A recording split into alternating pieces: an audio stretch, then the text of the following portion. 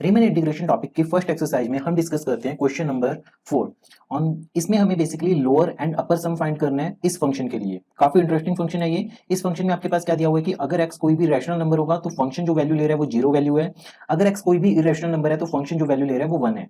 तो question arise होता है कि x कहां से बिलोंग करेगा, x बिलोंग करेगा -1 से 1 के बीच में।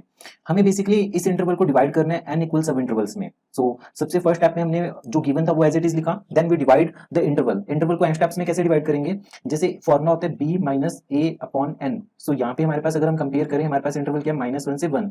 ये a का काम कर रहा है, ये b का काम कर रहा है, तो 1 minus -1 divided by n, that is 2/n। तो ये हमारे पास हो गया कि लेंथ ऑफ ईच सब इंटरवल।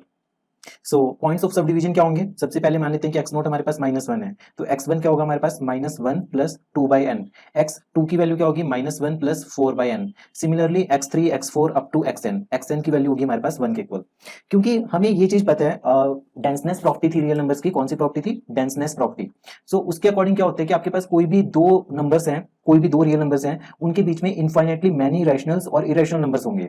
तो इस वजह से अगर आप कोई भी दो नंबर्स कंसीडर करो, कोई भी सब इंटरवल कंसीडर करो, उसमें आपको रैशनल नंबर मिलेगा। तो अकॉर्डिंगली आपके पास mi जो लोअर बाउंड होगा उसकी वैल्यू 0 होगी, जो कैपिटल बाउंड होगा उसकी वैल्यू 1 के इक्वल होगी for all i equal to 1 2 up to n। इसका रीजन क्या है? Because between any two real number between any two real numbers there exist infinitely many rationals as well as irrationals।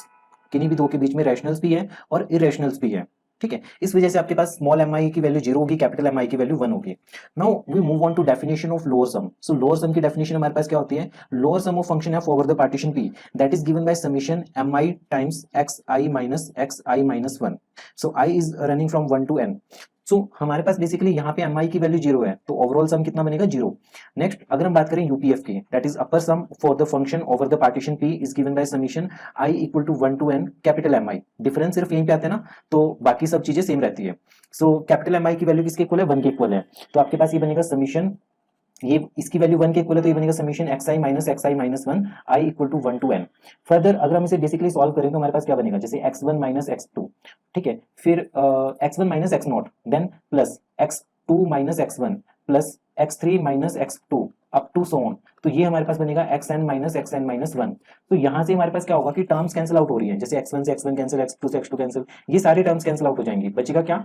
Last term minus first term, that is 1 minus 1 that is equal to 2। So upper sum की value किसके equal आ रही है? 2 के equal आ रही है। तो हमें यही फाइंड करना था, lower sum as well as upper sum for the given function. So काफी इंटरेस्टिंग क्वेश्चन था, राइट। इंपॉर्टेंट भी है वाला क्वेश्चन, डिफरेंट भी है, क्योंकि बाकी क्वेश्चंस में आपके पास फंक्शन गिवन होते हैं, जैसे पैराबोला की फॉर्म में होगा या कुछ भी फंक्शन होगा नॉर्मल, जैसे साइन एक्स होगा, बट इसमें आपके पास रैशनल्स पे अलग है, इरेशनल्स पे अलग है।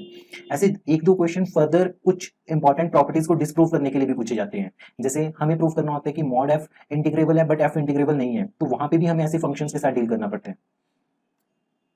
पढ़ते रहिए, सीखते रहिए अभ्यास स्कूल क्लासेस के साथ। अगली वीडियो में हम डिस्कस करेंगे कोई एक नया क्वेश्चन